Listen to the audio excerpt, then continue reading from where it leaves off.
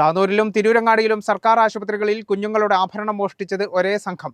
കഴിഞ്ഞ ദിവസം താനൂരിൽ പിടിയിലായ തമിഴ്നാട് സ്വദേശിനികളായ മഞ്ജസും ദീപികയുമാണ് പ്രതികൾ.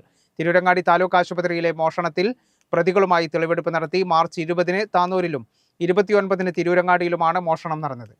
സർക്കാർ ആശുപത്രികൾ കേന്ദ്രീകരിച്ച് ചികിത്സയ്ക്കെത്തുന്ന കുഞ്ഞുങ്ങളുടെ സ്വർണ്ണാഭരണം മോഷ്ടിക്കുന്ന വലിയ മാഫിയയിലെ കണ്ണികളാണ് രണ്ടുപേരുമെന്നാണ് സൂചന. 10 ദിവസത്തിനിടെ താനൂർ സാമൂഹികാരോഗ്യ കേന്ദ്രത്തിലും തിരൂരങ്ങാടി താലൂക്ക് ആശുപത്രിയിലും മോഷണം നടന്നത് സംബന്ധിച്ച് നടത്തിയ അന്വേഷണത്തിലാണ് ഒരേ സംഘമാണ് മോഷണം നടത്തിയതെന്ന് തെളിഞ്ഞത്. തമിഴ്നാട് സ്വദേശിനികളായ മഞ്ജസ്, ദീപിക എന്നിവരാണ് പ്രതികൾ. ഇതോടെ നേരത്തെ താനൂർ പോലീസ് അറസ്റ്റ് ചെയ്ത പ്രതികളെ തിരൂരങ്ങാടി പോലീസ് കസ്റ്റഡിയിൽ വാങ്ങി തെളിവെടുപ്പ് നടത്തുകയായിരുന്നു. തിരൂരങ്ങാടി താലൂക്ക് ആശുപത്രിയിൽ 1 വയസ്സായ കുഞ്ഞിന്റെ മാല മോഷ്ടിച്ച കേസിലാണ് തെളിവെടുപ്പ് നടത്തിയത്. താലൂക്ക് ആശുപത്രി OP വിഭാഗത്തിന് മുന്നിലെത്തിച്ചായിരുന്നു തെളിവെടുപ്പ്. കഴിഞ്ഞ മാർച്ച് 29-നാണ് മൂന്നിയൂർ പാറേക്കാവ് സ്വദേശി വമ്പിശ്ശേരി മുസമ്മിൽ മുബഷിറ ദമ്പതികളുടെ മകൻ സിഹിലാലിന്റെ 1 പവൻ സ്വർണ്ണമാല പ്രതികൾ കവർന്നത്. OP ടിക്കറ്റ് നൽകുന്ന സ്ഥലത്ത് വെച്ചായിരുന്നു മോഷണം. ആശുപത്രിയിലെ CCTV ദൃശ്യങ്ങൾ പരിശോധിച്ചതിൽ നിന്ന് ടിക്കറ്റ് എടുക്കാൻ വരി നിന്നപ്പോൾ 2 നാടോടി സ്ത്രീകൾ സംശയകരമായ സാഹചര്യത്തിൽ നിൽക്കുന്നത് കണ്ടു.